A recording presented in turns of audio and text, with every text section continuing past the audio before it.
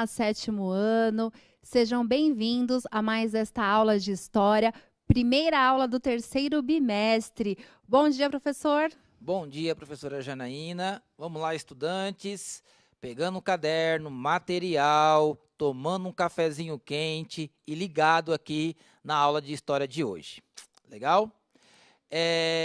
Nós vamos transmitir essa aula hoje, a primeira aula do terceiro bimestre, e nós daremos continuidade aí às atividades, às habilidades que nós estamos desenvolvendo com vocês. E hoje nós estudaremos um pouco aí do desenvolvimento do Brasil colonial, ok?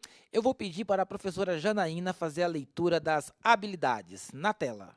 Então, vamos lá. A habilidade que nós vamos utilizar para esta aula é comparar a dinâmica econômica nas colônias portuguesas e espanhola na América. O objetivo da aula: propor reflexões e diálogos sobre a organização do poder e as dinâmicas do mundo colonial americano, compreender acontecimentos históricos, relações de poder e mecanismos de transformação das estruturas sociais, políticas e econômicas ao longo do tempo. Legal, nós estaremos trabalhando aí nessa aula a diversidade étnico-racial no Brasil, ok? Na colônia portuguesa. E claro, quando nós falamos aí em diversidade étnico-racial, nós temos que observar que quando os portugueses chegaram aí no Brasil, os indígenas já estavam aqui, já habitavam a terra. Nós trabalhamos aí exaustivamente essa questão da colonização, da extração do pau-brasil, da escravização dos indígenas, nas relações de poder que se davam aí entre indígenas e colonizadores, as formas de resistência também que foram travadas, principalmente aí no Nordeste brasileiro, contra a invasão holandesa, contra a invasão portuguesa, contra o controle da terra desses nativos. Então, nós estamos ainda dentro desse contexto, né? Nós já temos aí os nativos e os portugueses, e agora também nós teremos a introdução da mão de obra escrava, vindo da África. Então, nós vamos ter aí uma mistura de povos no Brasil, que vai dar essa característica peculiar, singular e interessante do povo brasileiro, ok? Mas vamos já começar as atividades, porque nós precisamos trabalhar as habilidades, ok? Na próxima tela, vocês poderão fazer a avaliação da aula. No final da aula, aí vocês podem ter acesso aí ao QR Code e fazer a análise da aula, ok? Questão disparadora, ou a primeira parte da aula, né? A problematização, que nós vamos já jogar para vocês, para colher aí as respostas, os conhecimentos prévios de vocês. Se vocês não tiverem ainda esse conhecimento prévio, pode dar uma pesquisada aí no Google e jogar aqui no chat, que nós vamos contextualizar, ok? Pode aí dizer o nome da escola, a região que a sua escola está, que nós vamos aqui valorizar também, ok?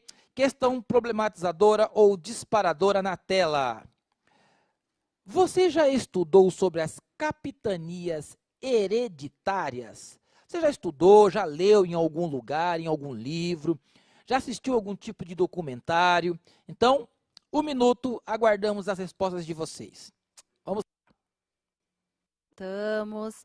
Bom, a interação aqui no chat, professor Carlos, está assim. A maioria dos estudantes disseram que não estudaram, alguns disseram que estudaram mais em geografia e outros disseram que já estudaram, mas não se recordam. Já devem ter lido em algum lugar, ter assistido algum documentário, e também os estudantes que já viram em geografia. Geografia vai trabalhar também bastante essa questão da divisão do território brasileiro. Tá? Então, nós temos aí uma parte dos estudantes que já possuem o conhecimento prévio sobre esse assunto, e os outros que não conhecem, vamos aprender a partir de agora, ok? Então, na tela aí, as capitanias hereditárias no mapa. Veja só, essa foi a primeira divisão que houve no território brasileiro, aí no século XVI. Tá? É a divisão em capitanias, né? Essas capitanias, no futuro, elas darão origem aos estados do Brasil: Bahia, São Paulo, Sergipe, Rio Grande do Norte, Paraíba, Ceará, Piauí.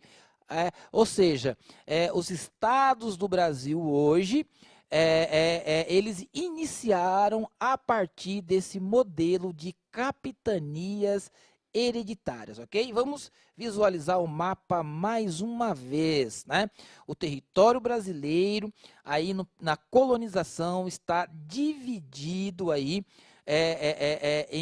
em faixas de terra, e cada faixa dessa, cada capitania dessa tem um capitão, a capitania hereditária, né? O capitão donatário. E aí nós vamos entender por que é chamado de hereditário, ok?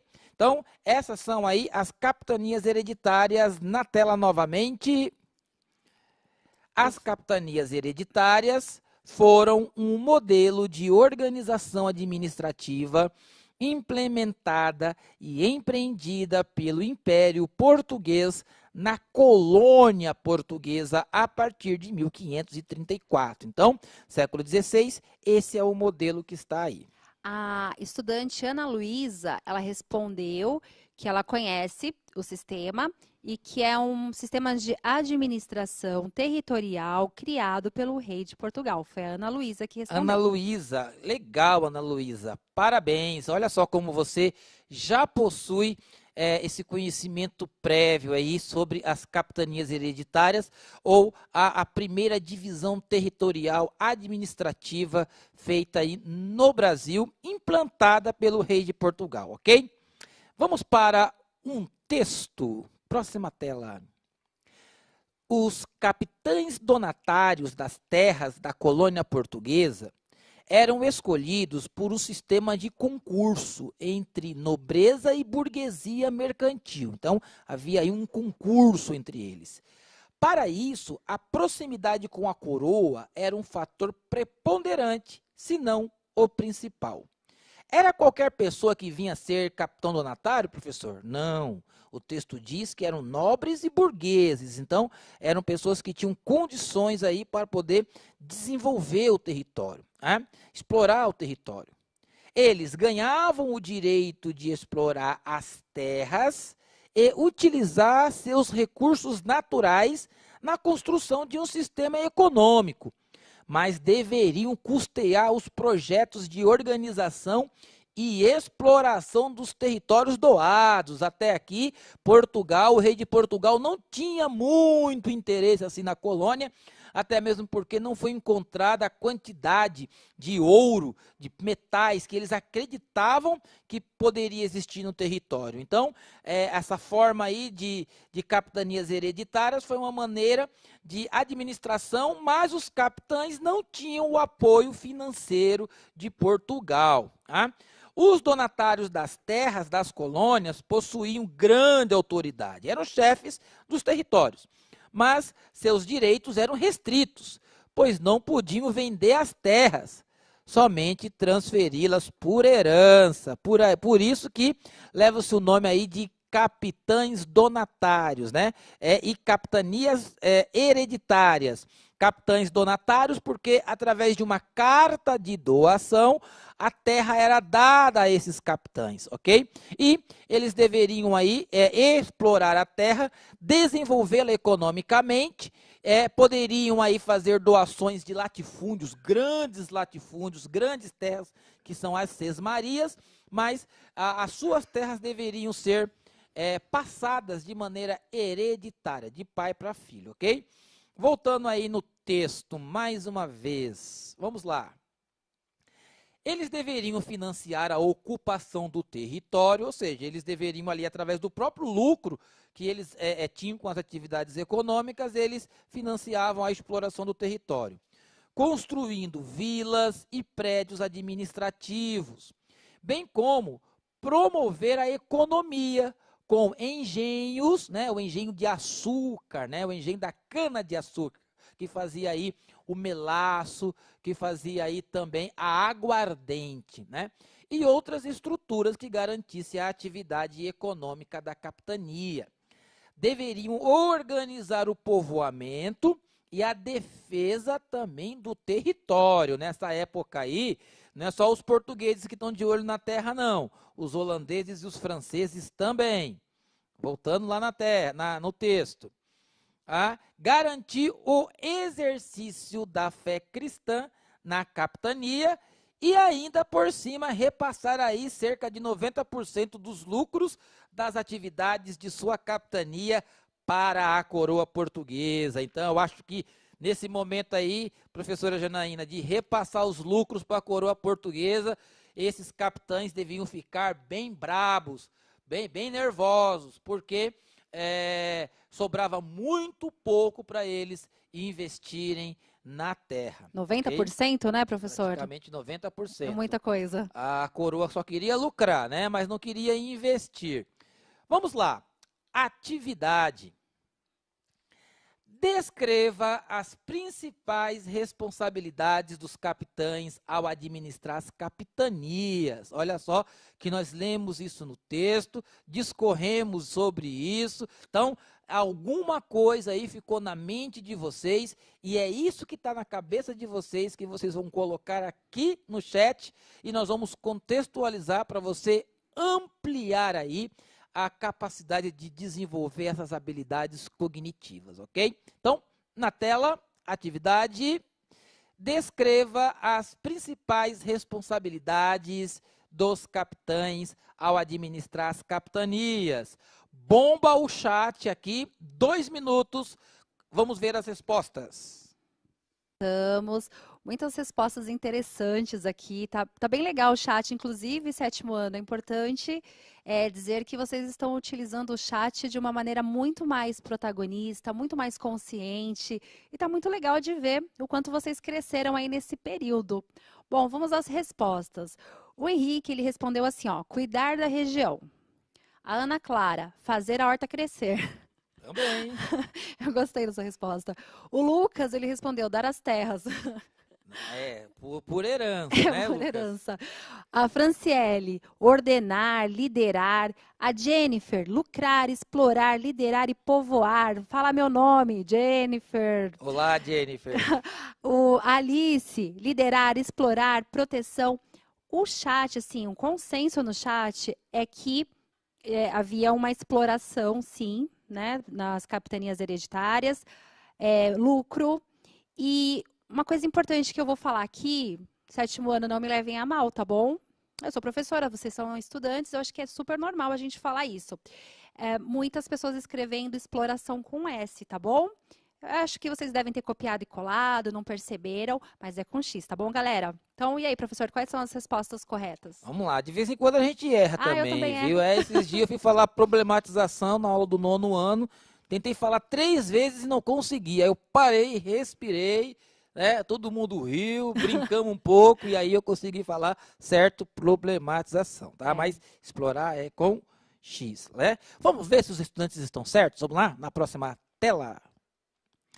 Os capitães donatários, gira, os capitães donatários, qual era a função desses administradores da terra? Eles tinham a função de financiar a ocupação do território, conforme vocês colocaram, promover a economia com engenhos e outras estruturas, principalmente o engenho de cana-de-açúcar, e também tem engenhos de farinha, né? Mas a exploração da cana-de-açúcar foi muito mais rentável aí nesse período. Organizar o povoamento e a defesa do território, lembrando que os holandeses lá no Nordeste, né? Os franceses também estão de olho nessas terras, né? Voltando lá no infográfico. E garantir o exercício da fé cristã na capitania, ok? Então, lá na frente, haverá a formação do bispado no Brasil, né? Os jesuítas vão começar aí a formar as estruturas, né? A base física da propagação da fé cristã, lá em Salvador, aqui em São Paulo. Então, com o tempo, nós vamos ver aí como que se deu essa organização do território, tá? Vamos lá conhecer alguns dos capitães donatários. Olha que interessante, prof. Ó, João de Barros, capitania do Rio Grande e Maranhão. Martins Afonso de Souza, capitania aí da próspera capitania de São Vicente. Vasco Fernandes Coutinho, capitania do Espírito Santo. Tá vendo aí, prof, da onde Sim. veio muitos nomes que nós temos aí? Coutinho, Souza, Barros, Silva, né? É a partir aí desse período da exploração da terra é que vai ser introduzido aí esses sobrenomes, e muitos nós temos aí esses sobrenomes. Dá para perceber que as imagens, elas são diferentes aí em cor e tal, não tem nada igual às fotos que a gente vive tirando hoje, mas dá para ver aí bem direitinho aí o rosto desses primeiros administradores aí da terra brasileira, das terras brasileiras, através aí das capitanias hereditárias. Mas não ficou só nisso, nós temos também uma organização de exploração da terra, através das entradas e das bandeiras. Vamos ver. As entradas. As expedições denominadas entradas saíam do litoral rumo ao norte, oeste e sudoeste, adentrando pelo interior da colônia. Eram expedições originadas de diversas partes da colônia, formadas por iniciativa oficial ou particular. O objetivo era realizar o mapeamento do território, viabilizando sua colonização além do litoral, sobretudo fazendo o levantamento dos recursos econômicos, como o ouro e pedras preciosas, para atender aos interesses lusitanos da coroa portuguesa. Além disso, as entradas atuavam no combate aos povos indígenas que resistiam, ameaçavam ou impediam o avanço da colonização. Ou seja, essas expedições, além de explorar o território, analisar aí as perspectivas de lugares aonde se possa construir grandes engenhos, aonde se possa plantar a cana-de-açúcar, que nós vamos estudar aí futuramente sobre isso, e também a captura dos indígenas, né? Lembra que os indígenas, eles não foram submetidos aí de livre, né, consciência ao trabalho que os portugueses implantavam na colônia. Eles resistiram, porque o ethos, o espaço mental, cultural deles,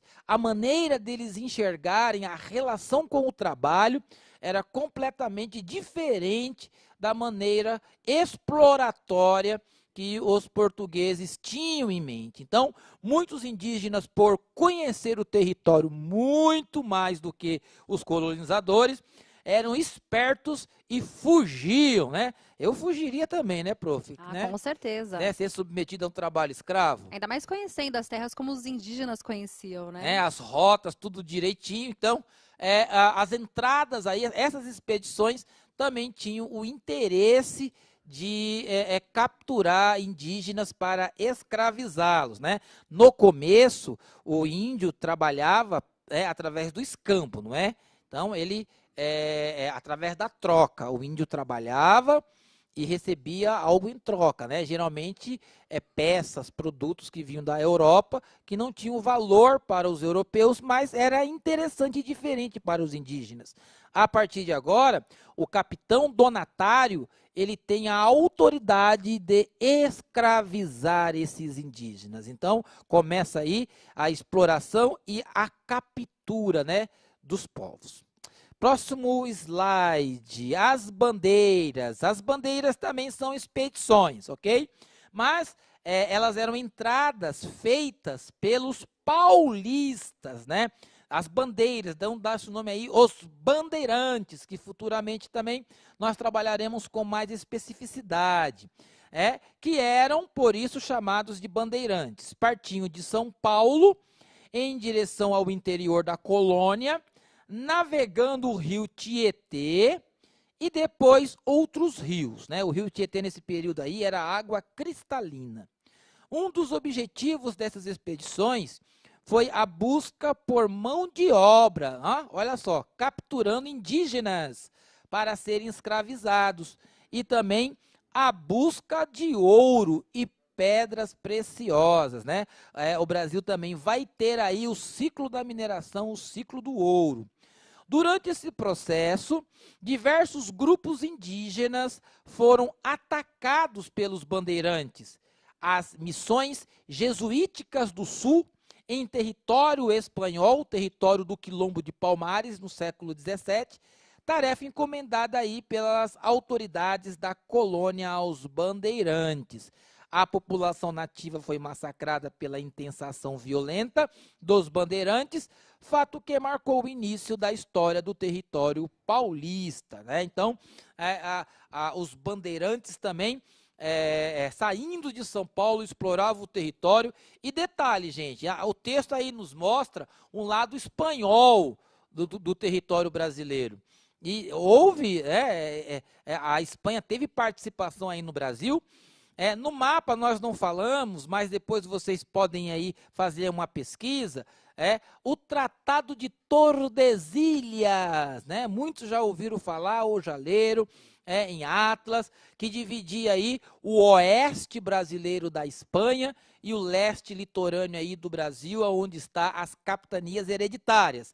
Depois, com a monarquia, esse tratado não vai ser respeitado e o Brasil se centralizará aí dentro de um único território através da monarquia, mas isso são cenas do próximo capítulo, ok?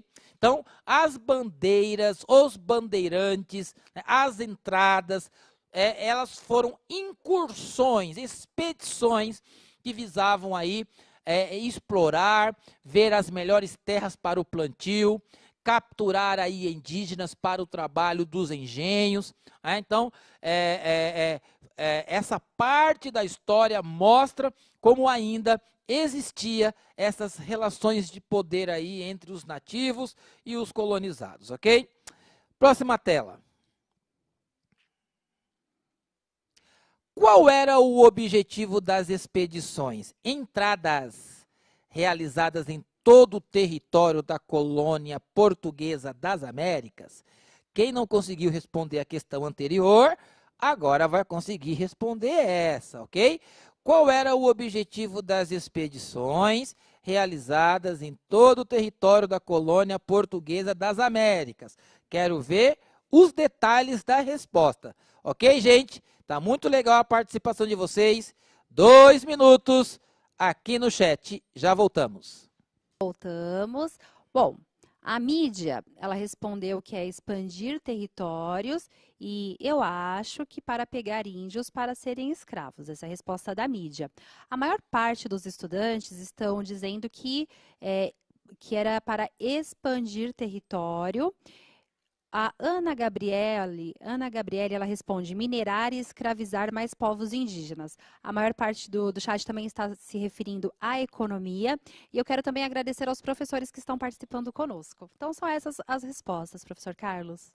Legal, olha só como vocês estão pegando aí o conhecimento histórico, né? Vocês focaram muito aí a questão da economia, bem legal essa palavra, né? O 7º ano usar essa palavra, porque vocês já estão associando economia a atividades lucrativas, atividades econômicas, ok?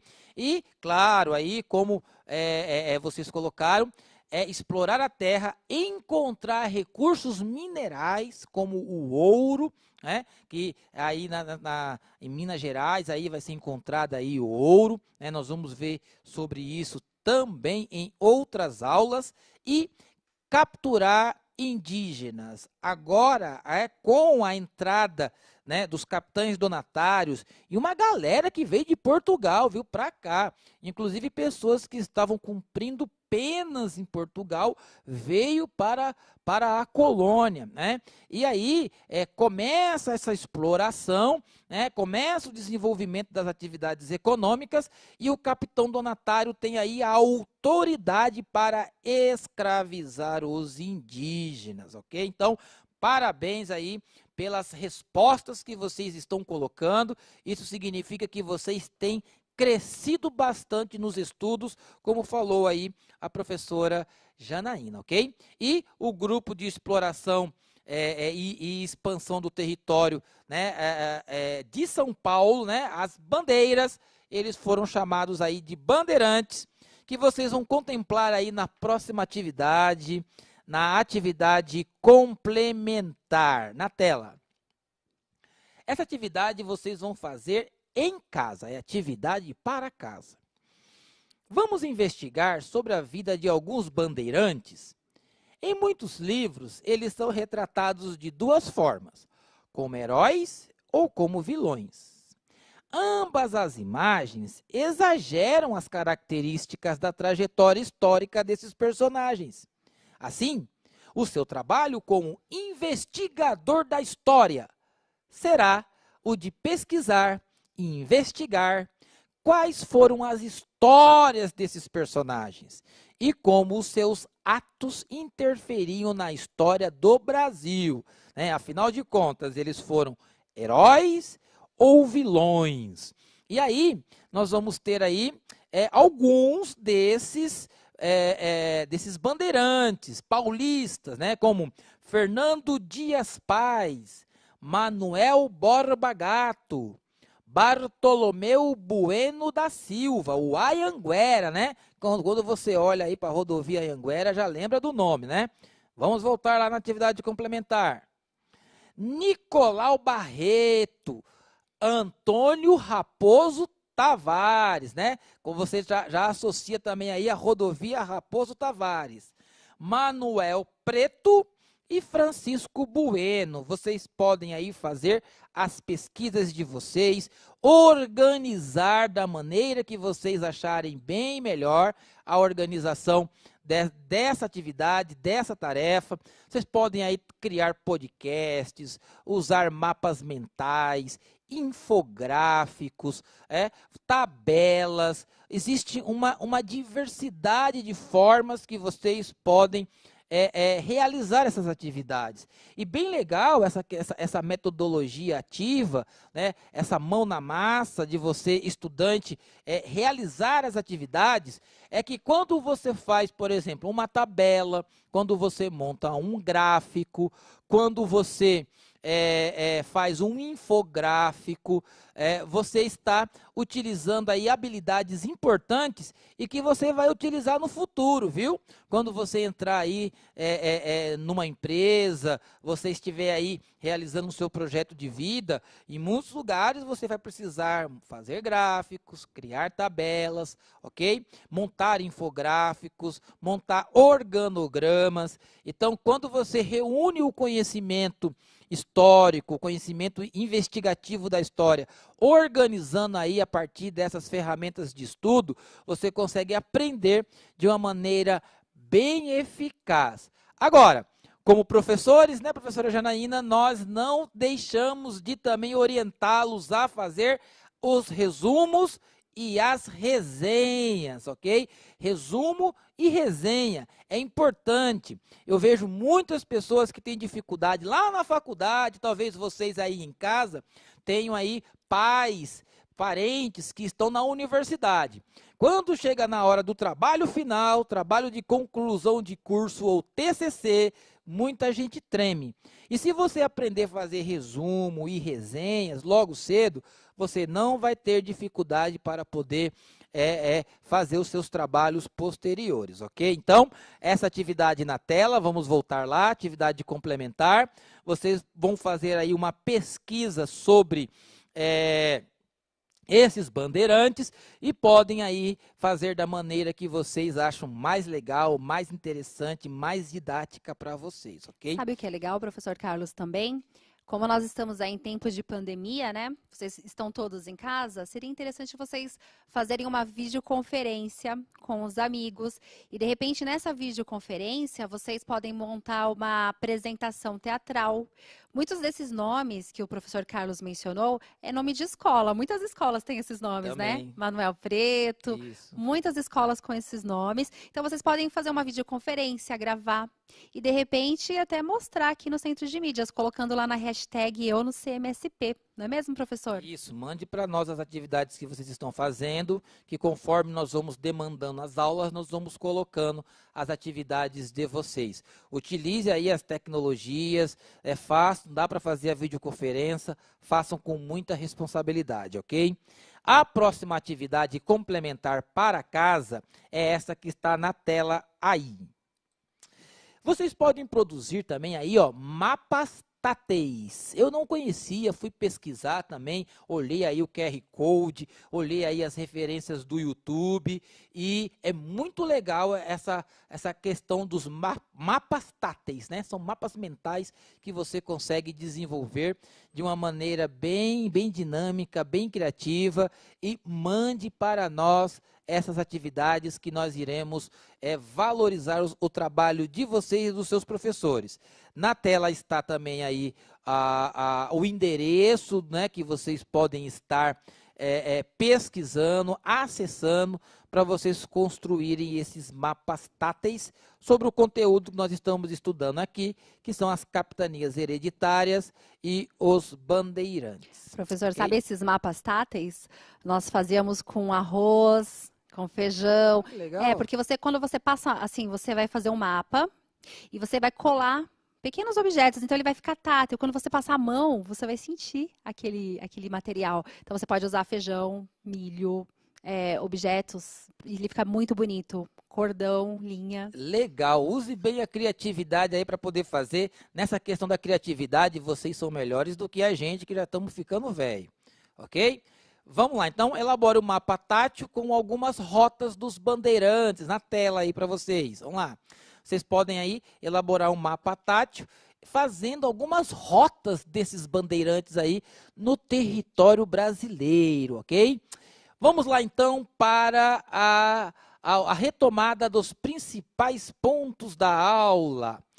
As capitanias hereditárias foram um modelo de organização administrativa implementada e empreendida pelo Império Português na colônia portuguesa a partir de 1534. Então, ali está bem no meio ali das capitanias, né, separando o mapa, está ali a linha do Tratado de Tordesilhas, que separa os territórios brasileiros do território aí até então espanhol, ok? Nesse infográfico, novamente, gira, nós vamos ter aí as funções dos capitães donatários aí na responsabilidade da administração dos territórios. Financiar a ocupação do território, promover a economia com engenhos e outras estruturas. O que mais nós temos aí? Organizar o povoamento e a defesa do território, garantir o exercício da fé cristã na capitania. E para encerrarmos, nós temos aí esse caderno maravilhoso, organizado, bem artístico, da estudante Giovana Santos Marcelino, que está nos acompanhando nesse exato momento. Ela é da Escola de Tempo Integral, professor José Ferraz Sampaio Penteado, de Limeira, São Paulo. Abraço aí aos moradores de Limeira. Ela é orientada pela professora Bianca Barros Ferrari. Tá aí a atividade da nossa estudante. Parabéns, Giovana. Nós vamos encerrar essa aula por aqui. Estude, faça as tarefas e avalie a aula aí no QR Code, ok? Então, gente, até mais, até a próxima aula. Muito obrigado, professora Janaína, pela parceria. Eu que agradeço, avaliem a nossa aula. Até a próxima, 7º ano. Até a próxima aula, gente.